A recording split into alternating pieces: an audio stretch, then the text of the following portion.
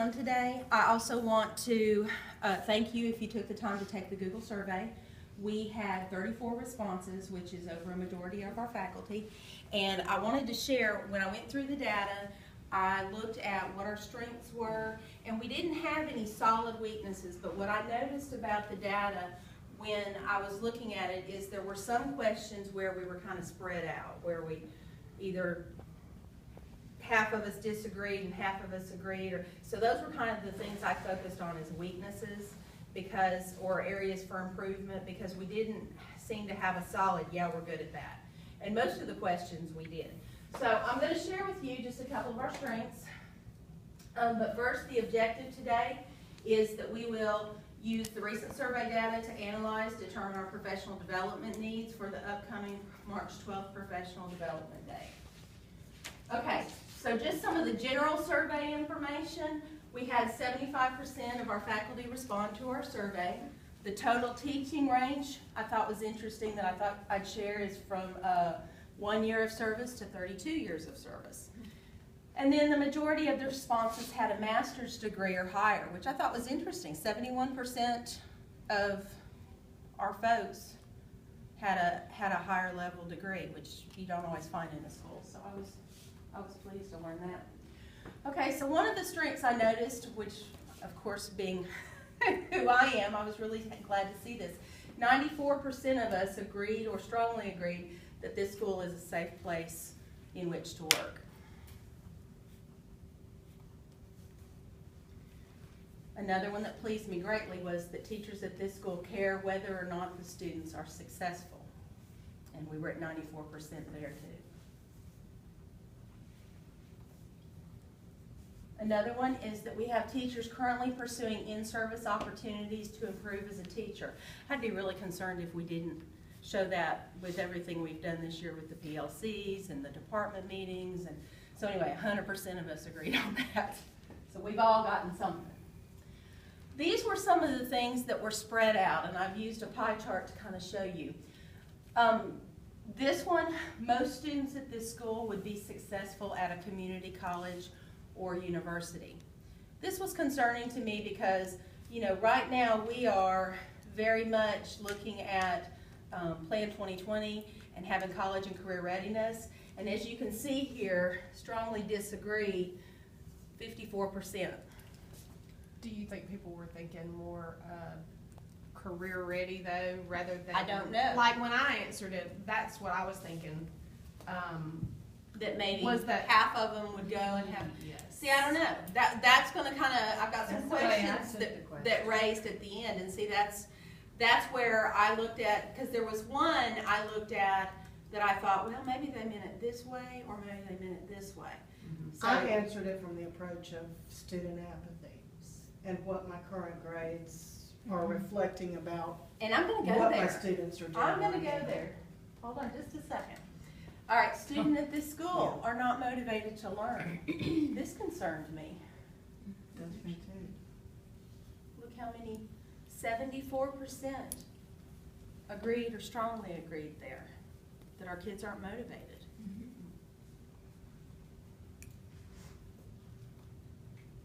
And then this was the other one that kind of concerned me, and it may not have been necessary. We had several that were spread out, but why I chose this one is because when we did our advanced ed surveys, one of the things that we scored low on also was parent communication. They didn't feel like they knew what was going on in the school. I know that you teach 100+ kids a day, so I know that you wouldn't know all of your parents, but it made me question, what do we have in place to make an effort to reach out to each of our parents? What have we done to try and connect? And that kind of leads me to some of the questions that it made me ask, and then I'm going to ask you to kind of think of some things that it kind of makes you question. Some of the things, this data that I just shared with you made me think about is, what are our students needing to be successful at the next level that we currently aren't giving them?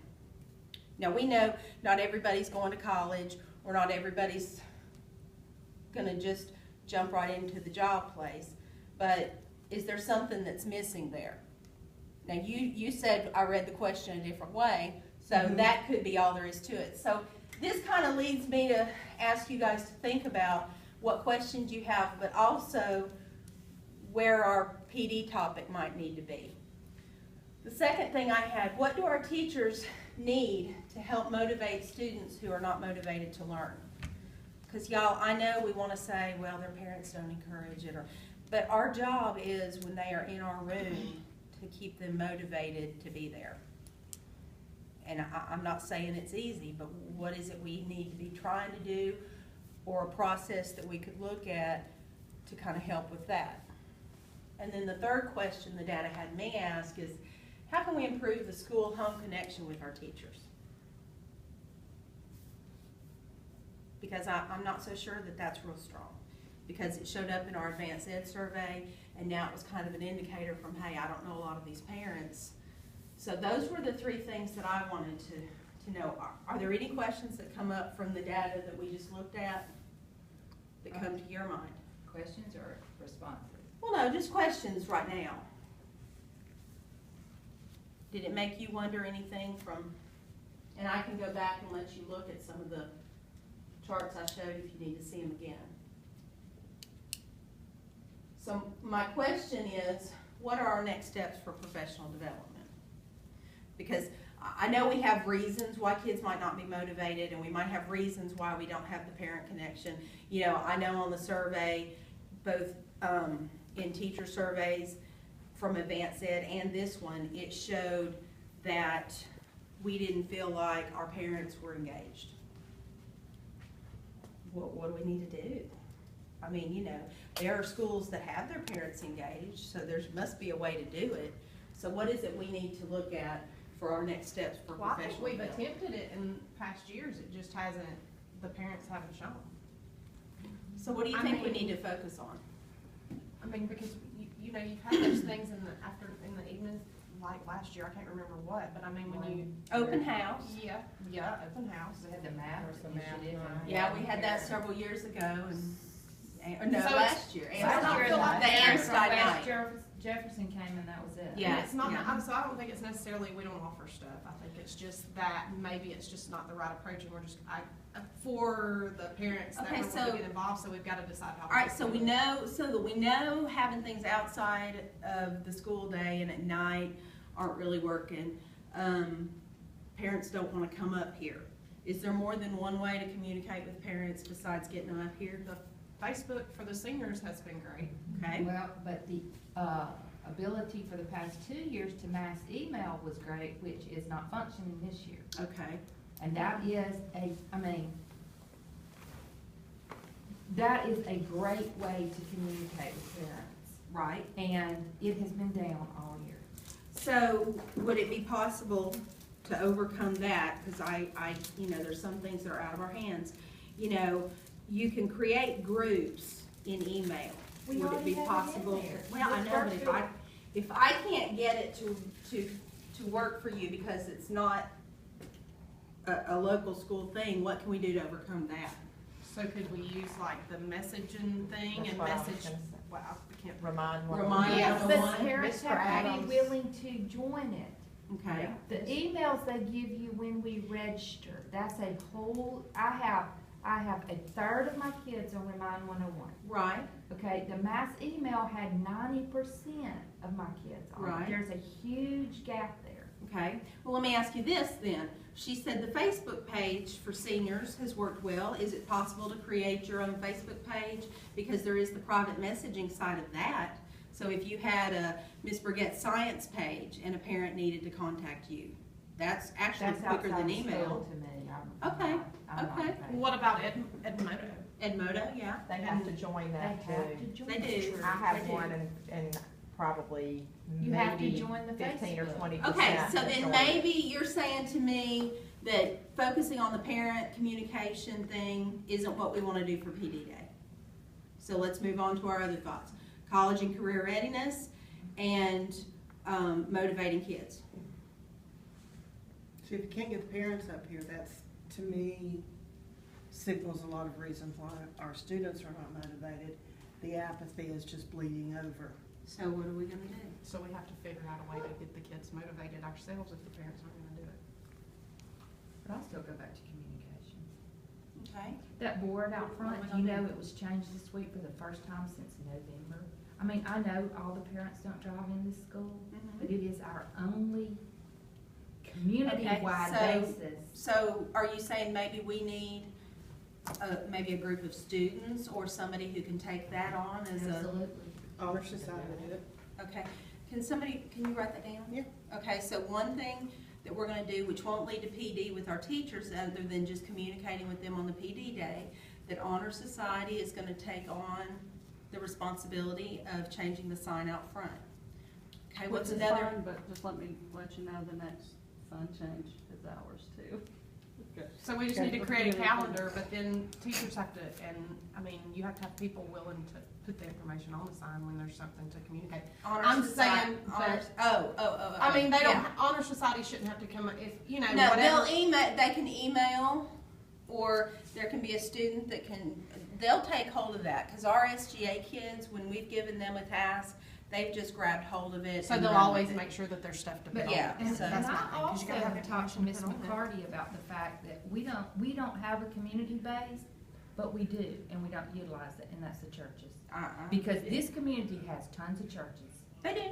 and it's just like her garbage pickup. I think the churches should be notified. Will They you are. make? The And churches are notified. You know, Wednesdays, we have the church people that come in and tutor. Yes. The church got in touch with us to present the illusionist the other day. Which I loved. So, you know, what are some other things that we can bridge and do? Yeah, I enjoyed it too. I But I mean, I really really enjoyed it. We I thought have it was funny. to make Advertising use of our what church. community I know. services we have. So what are some ideas that we could do using them? What needs do we churches? have? Like parental communication or motivating kids or what?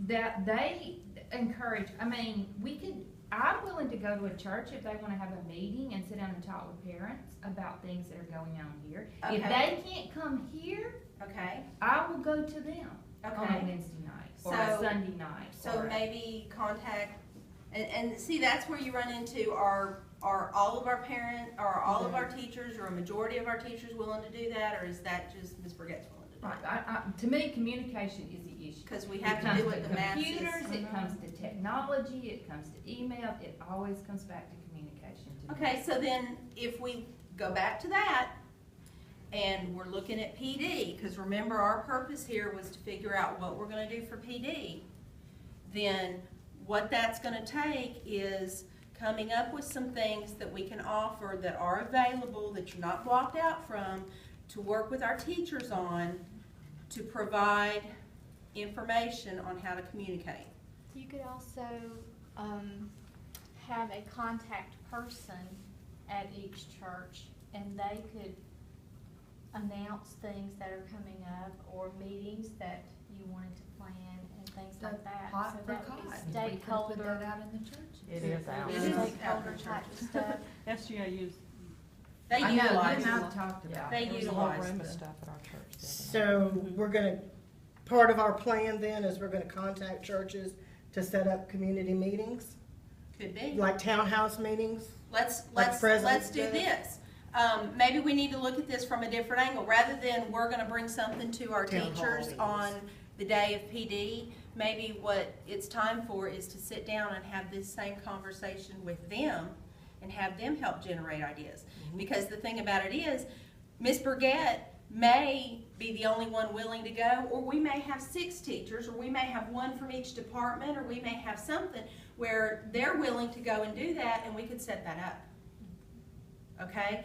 Or we may present that and everybody's like, no, I don't have time for that. And then, you know, that's not gonna be a success. So maybe if we talk among each other on the PD day and we generate some thoughts and ideas, because our data is indicating, not just from this survey, but from Advanced Ed too, that that's what we need to be doing.